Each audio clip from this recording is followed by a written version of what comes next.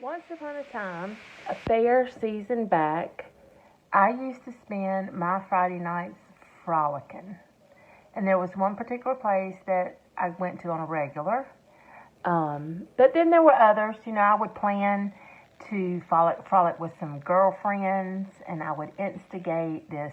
Let's meet at this place for dinner, and let's go to this place after dinner. And there were times that I would instigate picking up a complete stranger and inviting them over to our dinner table just to get to know them.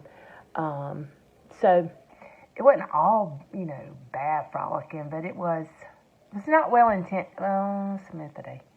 It wasn't like my current frolicking Fridays. It's not like a Friday where you intentionally invite someone over to your house for dinner and share a meal with them and enjoy the gift of God in them.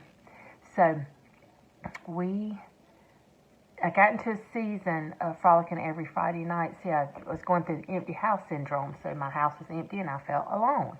So instead of my way of avoiding that loneliness in my home was just not find another reason not to go home.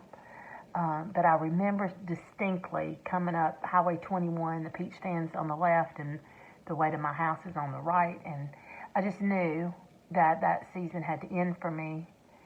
It was becoming too much of a habit, and it was not boding well for me at all. And so, I wasn't drinking and driving, praise God. I would call my son-in-law on several occasions. I called my daughter one time and said, please come pick me up because I'm too lubricated to drive. I wasn't being a good example for anybody, but I was dealing with the change. I was just dealing with the change so inappropriately.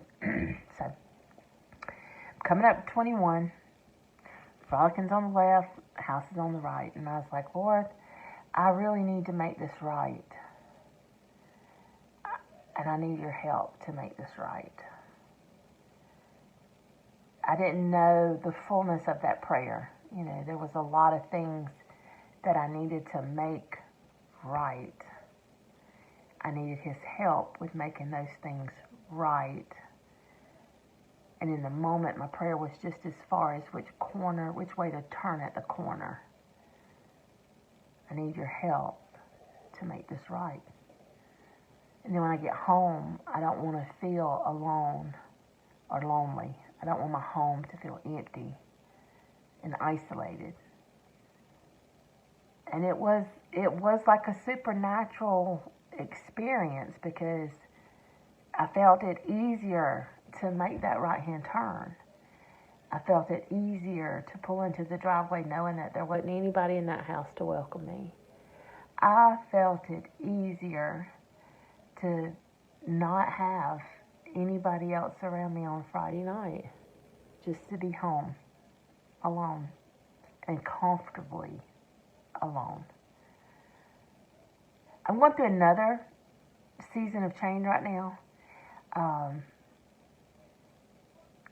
and I'm nowhere near that old person, but I am in a season that I'm asking God to please help me to make that right. Help me to make that right-hand turn. Help me to be comfortable in this new season. Help me to not feel out of sorts. I'm just asking for some help in making this season right. I'm asking for some help in it being more comfortable for me. And I trust him way more than I did then. And when I see the effects of that simple prayer, please help me to make this right, and how far right I've become, it's just great. So even though I'm in the season of help me to turn right, I have an assurance that it's going to all work out for the best.